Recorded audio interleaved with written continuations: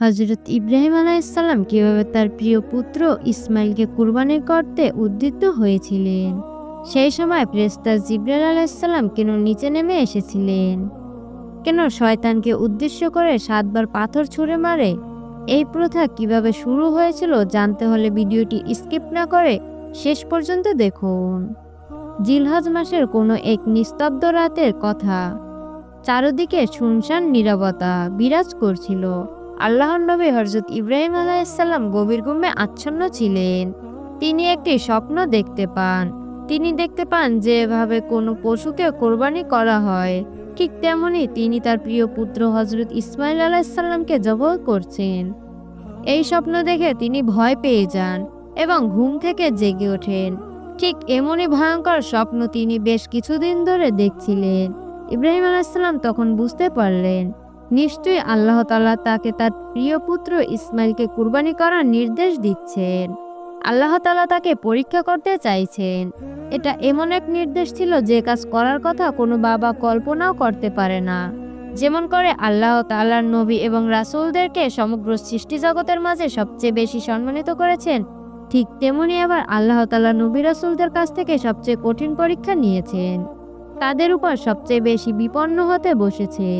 আল্লাহর প্রিয় নবী হযরত ইব্রাহিম আলাইহিসসালামকেও সারা জীবন অনেক কঠিন কঠিন পরীক্ষার মধ্য দিয়ে যেতে হয়েছে এবং তিনি অত্যন্ত সফলতার সাথে সেই সব পরীক্ষায় উত্তীর্ণ হয়েছেন এবং নবী রাসূলদের মধ্যে অন্যতম শ্রেষ্ঠ স্থান অর্জন করেছেন। তাকে আবুল আম্বিয়া অর্থাৎ নবীদের পিতা বলা হয়। ইব্রাহিম আলাইহিসসালামের বিয়ে হয় তার চাচাতো বোনের সাথে। দীর্ঘ অনেক বছর সংসার করার পরে ইব্রাহিম আলাইহিসসালামের ঘরে কোনো সন্তান হচ্ছিল না। তাদের ধারাবাহিকতা রক্ষা করার জন্য এবং ভবিষ্যৎ উত্তরাধিকারের জন্য ইব্রাহিম আলাইহিসসালাম সন্তানের প্রয়োজন ছিল। তখন ইব্রাহিম আলাইহিসসালামকে কেউ একজন আরেকটি বিয়ে করার পরামর্শ দেন। তিনি তার দাসীকে বিয়ে করেন এবং সেই ঘরে একটি পুত্র সন্তান জন্ম নেয়। তার নাম রাখা হয় ইসমাইল। তখন হযরত ইব্রাহিম আলাইহিসসালামের বয়স ৮০ বছর। তিনি সন্তানের জন্য আল্লাহর কাছে অনেক দোয়া করতেন। হযরত ইব্রাহিম আলাইহিসসালাম তার সন্তান ইসমাইলকে অনেক আদর যত্ন করে লালন পালন করেন। তিনি তার সন্তানকে অনেক ভালোবাসতেন। এই সময় আল্লাহ তাআলার নিকট থেকে নির্দেশ আসছে, হযরত ইব্রাহিম আলাইহিসসালাম তার শিশুপুত্র ইসমাইল আলাইহিসসালামকে মক্কার কাবাগর সংলগ্ন এলাকার নির্জন প্রান্তরে রেখে আসতে। তখন ইব্রাহিম আলাইহিসসালাম আল্লাহর নির্দেশ পালন করেন এবং স্ত্রী এবং শিশুপুত্রকে মক্কার নির্জন প্রান্তে রেখে আসেন। মাঝে মাঝে সেখানে গিয়ে স্ত্রী সন্তানদেরকে দেখে আসতেন। এভাবেই 13টি বছর পার হয়ে যায়। এর মধ্যে ইসমাইল আলাইহিসসালাম হযরত হাজী জালাল সালামের তত্ত্বাবধানে এক জমজম কূপের পানি পান করে সুদর্শন যুবকে পরিণত হয়। ঠিক এই সময় আল্লাহ তাআলা ইচ্ছা করলেন ইব্রাহিম আলাইহিসসালামকে পরীক্ষা করবেন। আল্লাহ তাআলা ইব্রাহিম আলাইহিসসালামকে পরপর 3 দিন একই স্বপ্ন দেখালেন। ইব্রাহিম আলাইহিসসালাম দেখতে পেলেন তিনি তার পুত্র ইসমাইলকে জবাহ করছেন। ইব্রাহিম আলাইহিসসালাম দুশ্চিন্তায় পড়ে গেলেন। তিনি বুঝতে পারলেন যে পুত্র সন্তানকে তিনি এত ভালোবাসেন, তাকে আল্লাহর সন্তুষ্টির জন্য কুরবানি করতে হবে। এটা আমার জন্য অনেক বড় পরীক্ষা ছিল, কারণ হযরত ইসমাইল আলাইহিসসালাম তার একমাত্র সন্তান ছিলেন, যা অতি বৃদ্ধ বয়সে আল্লাহ তাআলা তাকে তা দান করেছিলেন। সন্তান মাত্র পরিসর পেরিয়ে যৌবনে উত্তীর্ণ হয়েছে। এমন সময় বৃদ্ধকালে বাবা মায়ের একমাত্র অবলম্বন ছিল। বৃদ্ধ বয়সে এই সন্তান তার কাজকর্ম সহযোগিতা করত, আর এই সময় আল্লাহ তাআলা তাকে সন্তান কোরবানির আদেশ দেন। ইব্রাহিম আলাইহিসসালাম তার সন্তানকে অনেক বেশি ভালোবাসতেন, কিন্তু তার অন্তরে ছিল আল্লাহ তাআলার জন্য অন্যরকম ভালোবাসা। তিনি আল্লাহ তাআলার সকল হুকুম মাথা পেতে মেনে নিতেন। হযরত ইব্রাহিম আলাইহিসসালাম নিজের মনকে শক্ত করলেন এবং পুত্র ইসমাইলকে স্বপ্নের মাধ্যমে আল্লাহ তাআলার নির্দেশের কথা জানালেন। তিনি বললেন, আমার কলিজার টুকরো সন্তান, আমি স্বপ্নে দেখেছি আমি তোমাকে জবাহ করেছি। এ বিষয়ে তোমার মতামত জানবো। তখন পুত্র ইসমাইল আলাইহিসসালাম বলেন, আব্বাজান, আপনাকে আল্লাহ তাআলা যা আদেশ করেছেন আপনি তা বাস্তবায়ন করুন। পরের দিন হযরত ইব্রাহিম আলাইহিসসালাম তার স্ত্রীর কাছে গেলেন এবং বললেন, ইসমাইলকে সুন্দর করে গোসল করিয়ে তার দেহ সুগন্ধ লাগিয়ে দাও, উত্তম পোশাক পরিয়ে দাও। তার স্ত্রী তাই করলেন। তিনি হযরত ইসমাইলকে সুন্দর করে গোসল করিয়ে উত্তম পোশাক পরিয়ে এবং সুগন্ধ লাগিয়ে ইসমাইলকে তৈরি করে দিলেন। ইব্রাহিম আলাইহিসসালাম পুত্র ইসমাইলের হাত ধরে পিতা এবং পুত্র মিলে হাতে একটি দড়ি এবং ছুরি নিয়ে আরাফাতের প্রান্তের দিকে হাঁটতে লাগলেন। বেশ কিছু দূর যাওয়ার পর ইবলিস শয়তান তাদেরকে আল্লাহর হুকুমে বাস্তবায়নের পথে বাধা প্রদান করলো।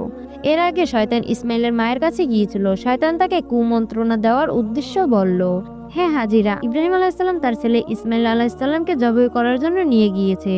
তখন হাজরা উত্তর দিল, এটা কিভাবে হতে পারে যে একজন বাবা তার সন্তানকে জবাই করবে? তখন শয়তান বলল, ইব্রাহিম আলাইহিসসালামকে আল্লাহর পক্ষ থেকে নির্দেশ দেওয়া হয়েছে যেন সে তার সন্তানকে কুরবানি করে। তখন হাজরা বলল, যদি এটা আল্লাহর পক্ষ থেকে আদেশ হয়ে থাকে, আমার আল্লাহর আদেশে খুশি।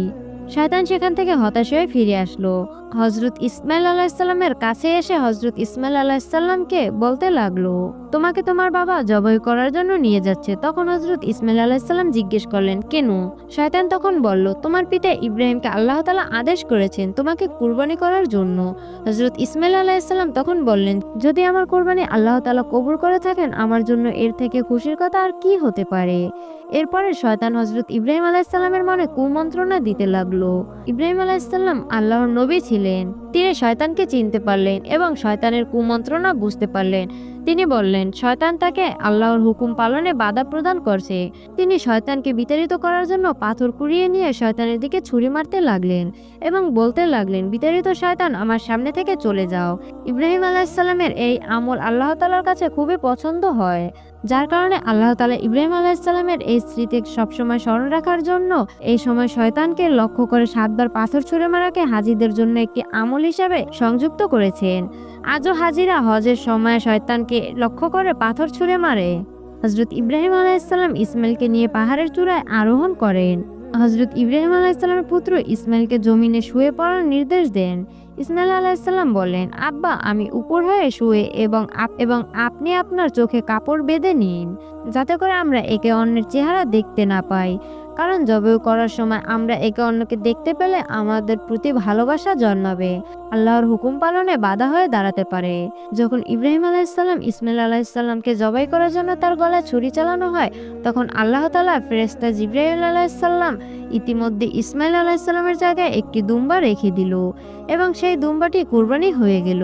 আল্লাহ তাআলা ইব্রাহিম আলাইহিসসালামকে বললেন, এই ইব্রাহিম, তুমি তোমার স্বপ্নকে বাস্তবায়ন করেছো, আমার আদেশকে পালন করেছো এবং পরীক্ষায় সফলভাবে উত্তীর্ণ হয়েছো। নিশ্চয়ই তুমি আল্লাহ তাআলার প্রতি আনুগত্যের এক অনন্য নিদর্শন। আল্লাহর সন্তুষ্টির জন্য নিজের সর্বস্ব ত্যাগ করো এবং অন্যান্য নজির স্থাপন করেছো। হজরত ইব্রাহিম আলাইহিসসালাম গত 4000 বছর ধরে মুসলিমরা ইব্রাহিম আলাইহিসসালামের এই ঘটনা স্মরণ করে আল্লাহ তাআলার নামে কুরবানি করে। হে আল্লাহ, আমাদেরকে ইব্রাহিম আলাইহিসসালামের আদর্শ নিজেদের মধ্যে বাস্তবায়ন করার তৌফিক দান করুন। আমিন।